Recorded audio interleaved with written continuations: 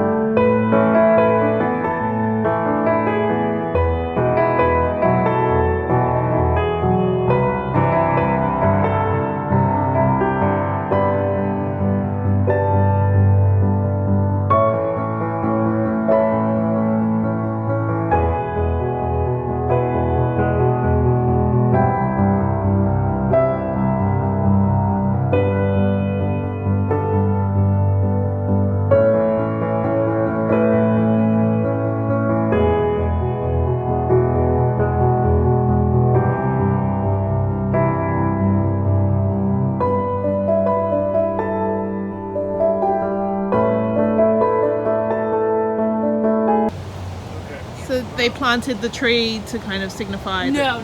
I mean, the trees in general just kind of outlining where the building was. We don't have a marker of where the device was, and that's not the goal here. Right, exactly. We just use this as our rough marker. So this was the building here, Yes, and the then entirety of the lawn. over here was the street. Yes.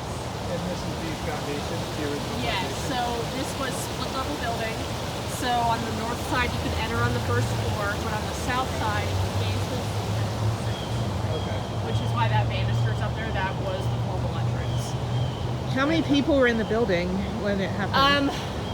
I've seen so many bad estimates, but the best number I can give you is between 300 and 350. And they had the daycare as well. Yes. That was like, that hit me. Like, I have a 9-year-old, that hit me so hard. Like, at 15 years old watching this on TV, like, because I'm in school, you know? It's like, it's just, yeah. There were 6 kids in there that did survive, but unfortunately, all in all, 19 kids did not make it. Some of which were not even in daycare. They were with caretakers in Social Security, just, doing their business. Sourced or anything. I think that's from like south part of the state. They blew all that and got it together. But that's not locally sourced or anything. The granite seat is the most significant piece in my opinion, because that granite on every chair is going to be from the building. It's from the building? Yes, any red granite you see, including the chair seats, the back pathway, as well as the 4 survival wall panels, they're all. And then the bronze is the same bronze and same pattern as the 2 gates of time. See that parallelism there? They're all sourced, and I shouldn't say sourced, they were all donated by Japan. So they're all sourced from the same location there. But that was one of the many, gifts, donations, whatever you want to call it, that we received right after. So this is actually part of the building. So the building was right here, and the children's chairs are on the second row. They have smaller chairs for the children. There were 19 children in the daycare at the federal building, and so they have smaller chairs, and they are in the second row because it was the second floor was where the daycare was at. And then the federal building was right here. There's part of it still remains. So I'm just reiterating what the ranger had said. She said that the chairs are made out of tempered glass that's shatterproof. The granite seat is actually from the building, and the bronze was donated from Japan. And it's the same bronze that's made that's used in the 2 separate gates. So 901 is when it was peaceful. This was the road. And then 903 was when the bombing happened. And so this was all a street right here. The other side of the street, when you see the picture of the bombing, with half the buildings missing. That was taken from on the roof of this building, which is now the museum. And so they installed this infinity pool. Basically, it was peaceful, darkness, and then the tragedy. I'm getting choked up. The children, Jesus, like, I just remember, like, there's kids, you know? Oh God, sorry. Oh my God. Anyway, this is, yeah. So I'm gonna go in now.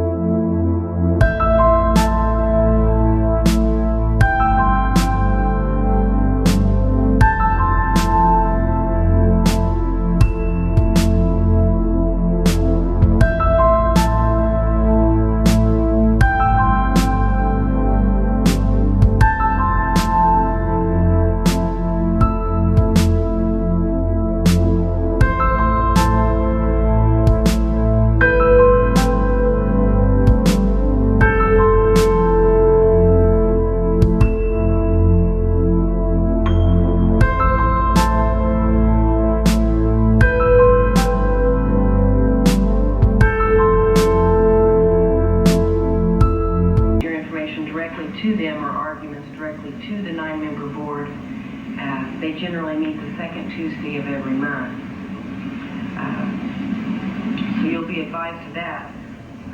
With regard to this proceeding, basically there are 4 elements that I have to receive information regarding.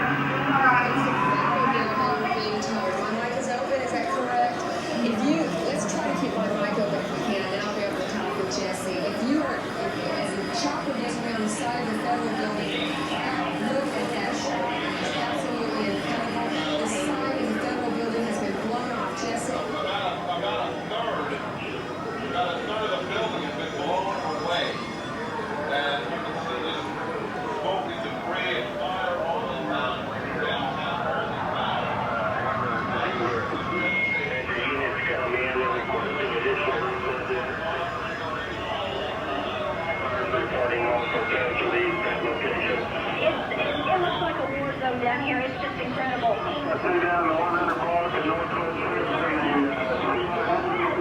All the windows were the St. Joseph's Church, all the stainless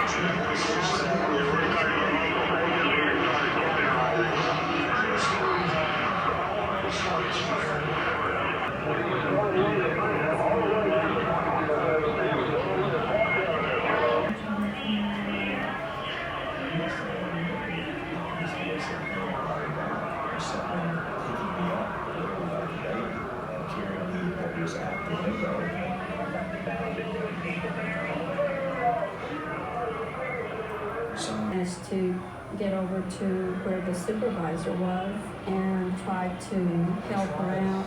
At that time, the mover couldn't move her, so we decided to go to the light and see if we could get some.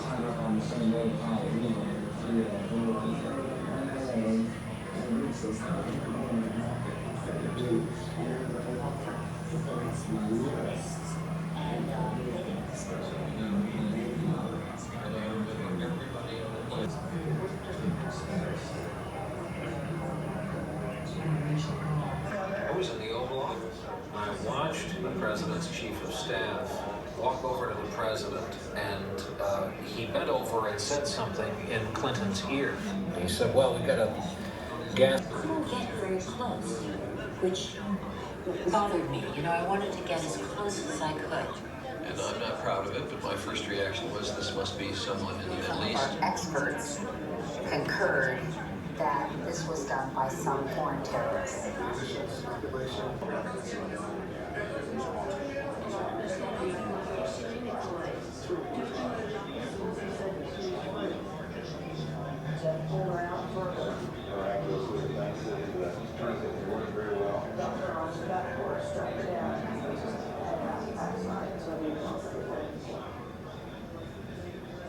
And people in droves lined up. I figure anything that I can do to help. I mean, I want to feel like I'm helping somebody. And if it takes me to donate a little blood to get someone's help, then I'm willing to do that. Finding folks in that instance that had perished. And they knew how the building collapsed. The power of the bomb when the rebar gave way underneath. the rebar's hanging out, then the rebar gets flattened like that. And it fell straight down. It hits like that and fractures and comes down and everything. Cascades, the slabs come down and cascade down. The actual rubble pile size was around 7,000 square feet of rubble. 55,000 square feet of office space collapsed into 7,000 square feet of rubble. It looked like an office building that had been put in a giant vegetable processor and just spit back out. The pancake area, the average size of the average floor was packed, I measured so I would never forget, was a distance between the palm of my hand and my elbow.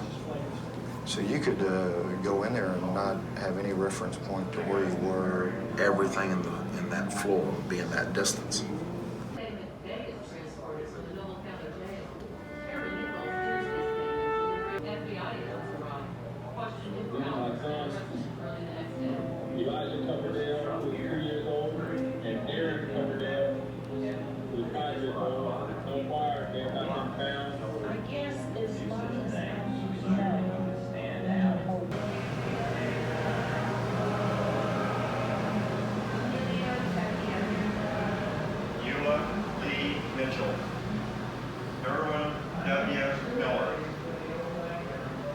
Harvey J. McRaven, Reverend Gilbert X. Martinez, Robert Lee Lester Jr., Aurelia Donna Lester, Airman First Class Vacation Ben Hawthorne Sr., Ronald Barney Hurry, Sr.